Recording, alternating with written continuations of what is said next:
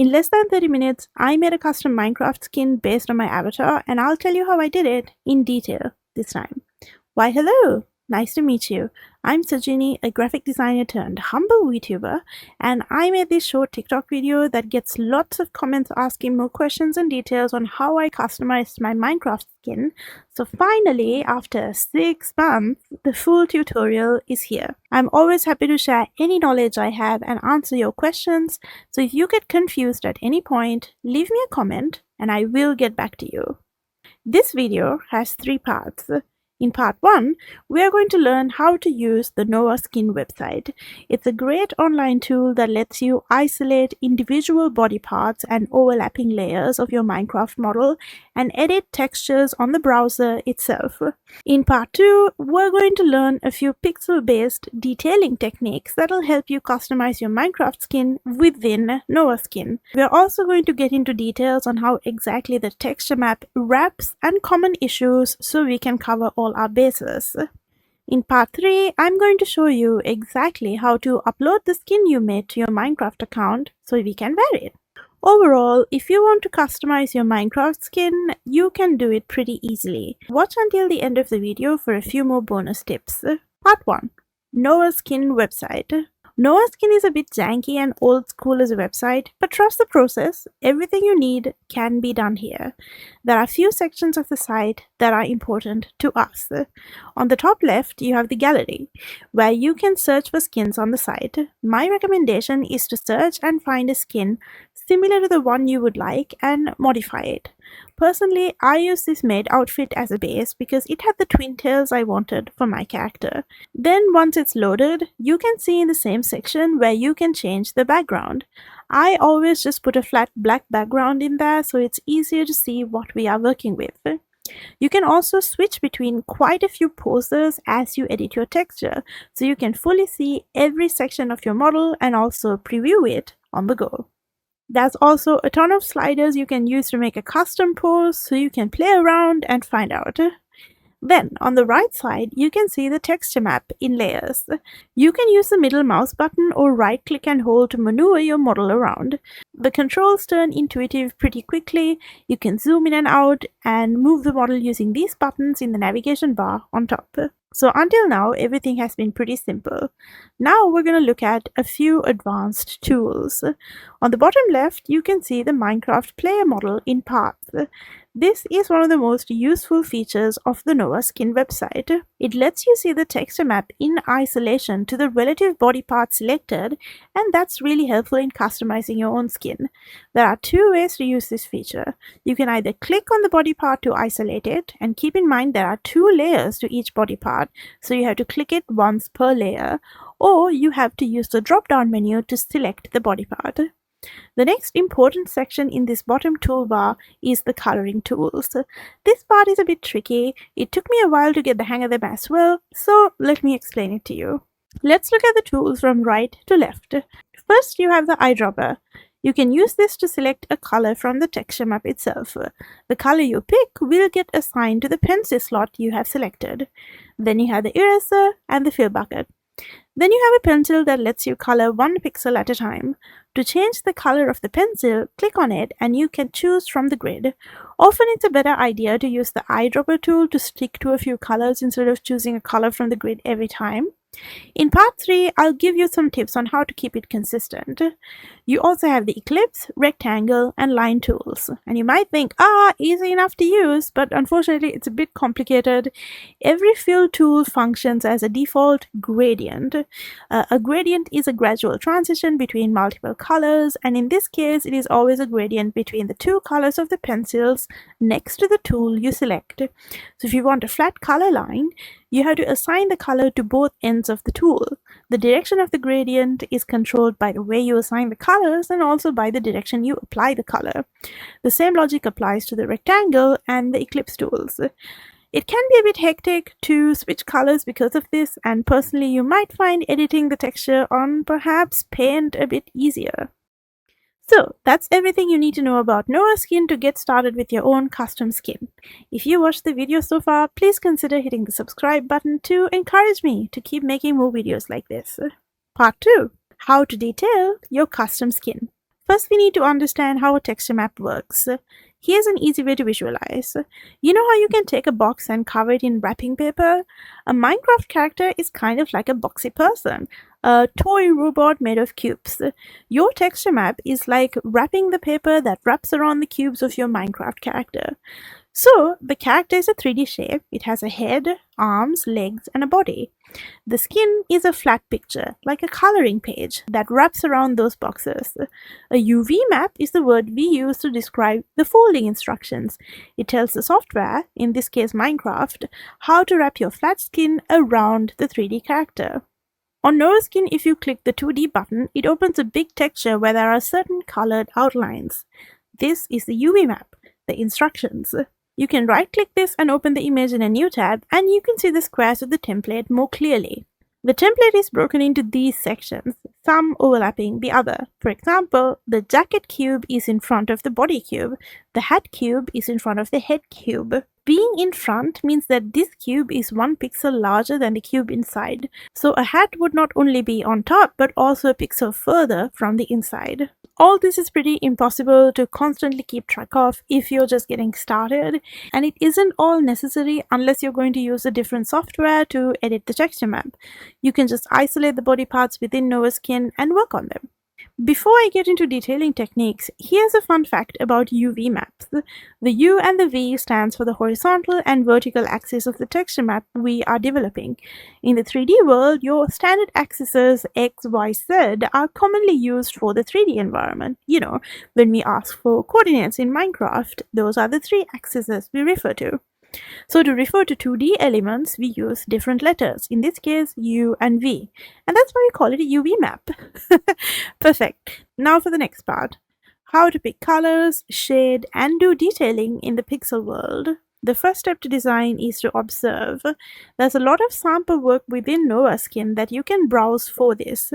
When you find a skin you like, take a closer look at how the texture builds shadows, depth, and highlights to accentuate and give a realistic 3D look to it.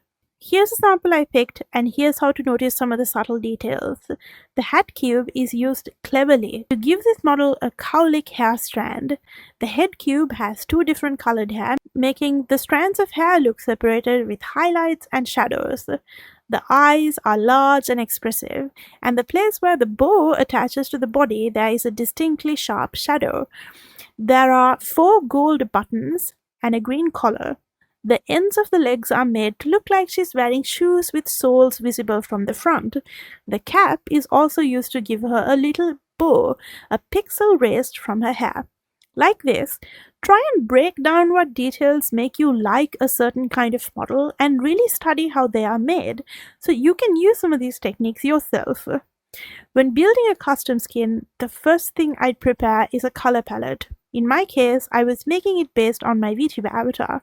If you're also doing this, I have another great online tool to help you build your color palette. Go to colors.co. On this website, you can find image generator under tools. Here you can upload your own image and use the pointers to drag them around and create a cohesive palette. You can also use the palette generator or browse from a giant gallery of colors that will help you keep your character cohesive and consistent. With pixel art, detailing can be tricky, but it's important to remember the basics. Hair, clothes, and accessories need a slight shadow and, where applicable, a highlight. Flat surfaces can be given some depth if you use a gradient. If you add a hat or a cape, they will cast a shadow on the main body. Every shadow and highlight should be a color reflective or adjacent to the surface it is on, so you can avoid adding flat blacks and whites. Try to keep the vibrancy of all the colors you use similar. If you want to highlight an accessory and you're going to use a contrasting color, do it like this and not like this. You can also develop a contrasting color palette at colors.co. Where to add shadows and highlights? Let's consider each cube of your model separately. Where the head, arms, and legs connect to the body, a simple shadow helps us build the depth illusion. Whenever you have items of clothing that protrude outwards from the body, they cast a shadow downwards. Your hair, jacket, folds of your socks, belt, folded sleeves will all cast a shadow.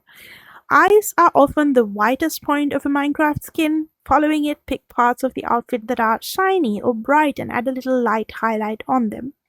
Usually, the darkest point is also accompanied by a highlight from the direction of the light.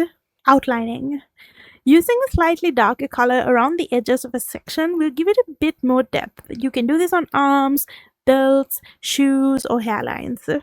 Instead of using one flat color from your palette, add tiny bits of nearby colors to give it a more realistic texture. Layered clothing. A big part of styling an outfit is layering. So think of how you can add a jacket, some lace, a belt, and other accessories to help add some style to your skin. When you add a jacket, where can it have buttons, a zipper, pockets, ribbons, etc.? Hair detailing. To style hair, use a combination of adding shadows, highlights, outlines, and color variation to build the hairstyle you want into your Minecraft skin. There. Hopefully, with those tips, you can make your own skin. Here's a time lapse of me customizing an existing skin. I don't love the Novaskin tools to start my base work. I do most of the heavy lifting on a different software with better tools, in my case Photoshop, and then use Novaskin to check if all the layers are cohesive.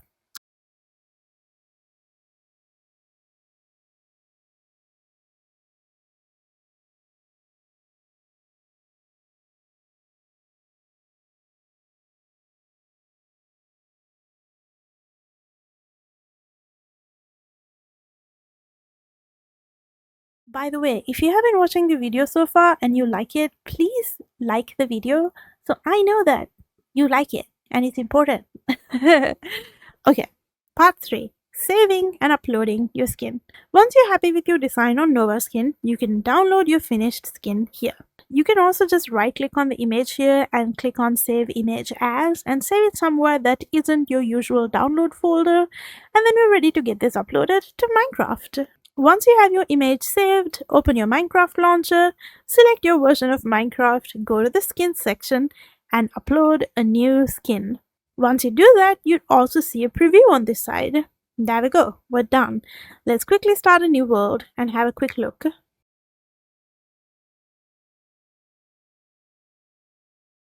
There we go, now you have your own skin. If you made it this far to the video, I have a little surprise for you. It's the bonus tips round.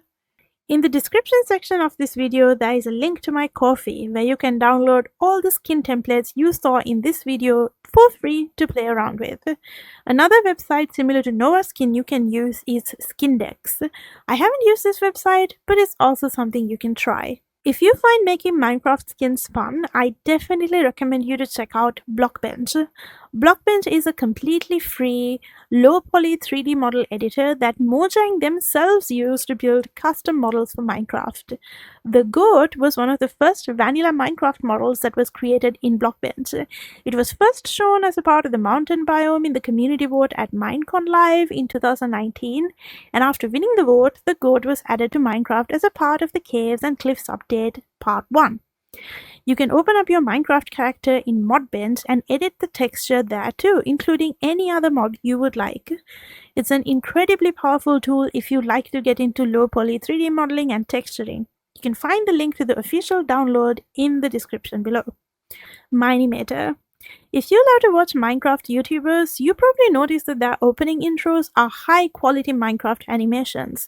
Some animators use professional software like Blender for this, but an absolutely solid 3D animation software you can use if you like to get into Minecraft animations is Mineimator.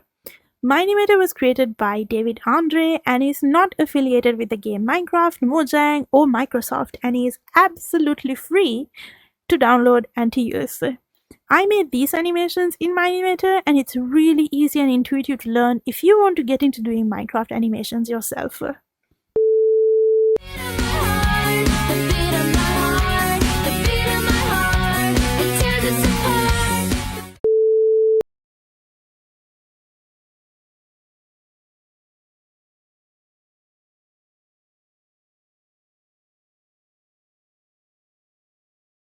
Aseprite. Aseprite is an animated sprite editor and pixel art tool. The paid version is a one-time payment of $20 and is worth the money if you want to get into making pixel art or animations. You can also use Aseprite to make a custom Minecraft skin, and perhaps you can get this done within the trial period itself. If you want to get into making Minecraft mod packs and you want to make your own creatures, a combination of Blockbench and Aseprite can go really far to improve your skills. I hope you enjoyed that video. If you did, come and talk to me on Twitch. I stream pretty much every day. Bye!